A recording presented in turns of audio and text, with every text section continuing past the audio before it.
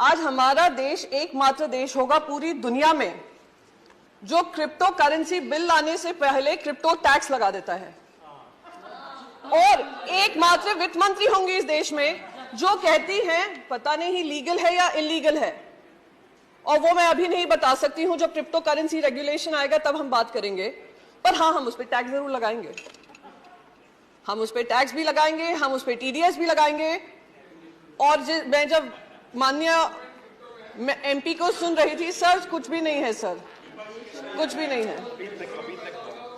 हाँ, जरूर लगा दूंगी सर, अगर आपकी अनुमति होगी। वित्त मंत्री बता दो दे लीगल है या इलीगल। बोलिए। जी, तो मैं यहाँ पर बस ये बात कहना चाहूंगी सर कि हमारा टैक्स भी लग गया उस पर, हमें ये भी नहीं पता कौन सा स्टेटस है उसका, एसेट क्लास है, क्या क्लास में उसके अंतर्गत किया गया है। जिस तरीके से बताया गया इस पर टैक्स लगाओ, टैक्स लगाओ, टैक्स लगाओ और बढ़ाओ, क्योंकि बाकी सारे देश कर रहे हैं, उससे मुझे ध्यान आता है, और शायद सभी को ध्यान होगा, जब देश में कंप्यूटर आया था, देश में जब कंप्यूटर आया था तो हमारा ये विपक्ष ही था जो बैलगाड़ी लेकर बाहर आकर अपोज कर रहा था, कहा था लाखों लाखों युवा बेरोजगार हो जाएंगे, बेरोजगारी चरम सीमा पे बढ़ जाएगी, ये सरकार युवा विरोधी सरकार है। और क्या हुआ?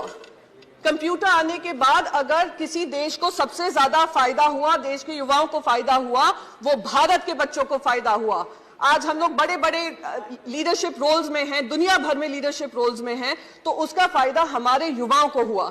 तो बार बार ये कहना कि ये जो है बहुत ही गंदी चीज हो रही है, बहुत ही गलत चीज हो रही है क्योंकि हमें नहीं समझ में आ रही है, तो ये गंदी ही होगी। ये बिल्कुल मुझे वो बात याद आती है कि बच्चों से कहा जाता है बचपन से ही, और हमारे भारत में ये विशेष करके होता है, तुम अगर इंजीनियर बनोगे, डॉक्टर बनोगे या आप चार्टर्ड अकाउंटेंट बनोगे, वही करियर होते हैं, बाकी सारे करियर गलत होते हैं। और अगर वो करियर गलत है, कोई और कुछ चूज करना चाह रहे हैं, तो उनको रोक जाने की कोशिश की जाती है। अगर रोकते नहीं है तो कहते हैं हम घर के बाहर निकाल देंगे।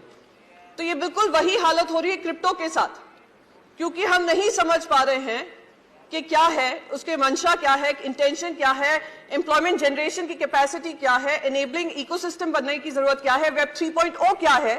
तो इसलिए हम उसको टैक्स भी करेंगे और हम उसका क्रिप्टो रेगुलेशन भी नहीं निकालेंगे। सर, मैं एक चीज यहां पर बहुत इंपॉर्टेंट, दूसरी चीज यहां पे कहूंगी। मैंने आपको कंप्यूटर का उदाहरण दिया, ऐसे ही इंटरनेट जब आया था, देश में ही क्या दुनिया में, हर डिस्ट्रप्टिव टेक्नोलॉजी आपको भी डिस्टर्ब करेगी, पॉलिसीज को डिस्टर्ब करेगी, और हमारी जिम्मेदारी बनती है कि हम उस टेक्नोलॉजी के आगे बनकर एक रेगुलेटरी फ्रेमवर्क बनाएं और इससे हम घबराएं नहीं। आज जब इंटरनेट आया, सबसे ज्यादा अगर फायदा हुआ तो हमारे ही देशवासियों को हुआ, पर दुख इस बात का होता है क्योंकि हम उनके लिए एक इनेबलिंग इकोसिस्टम नहीं बना पाए, उस वजह से वो दूसरे देशों में जाकर, आज आप कैलिफोर्निया देख लीजिए, यूनाइटेड स्टेट्स देख लीजिए, यूरोप देख लीजिए, जो जो बड़ी मल्टीनेशनल्स हैं, टेक्नोलॉजी रिलेटेड कंपनीज हैं, उसको हेड हमारे इंडियंस ही करते हैं। तो आज वही टैलेंट अगर हमारे देश में ऐसी कंपनीज बनाता तो क्या हमारे देश को फायदा नहीं होता? Sir, I will just conclude with just one last bit कि sir, we are living in the world of web 3.0. Either we choose to bite the bullet or we dodge the bullet.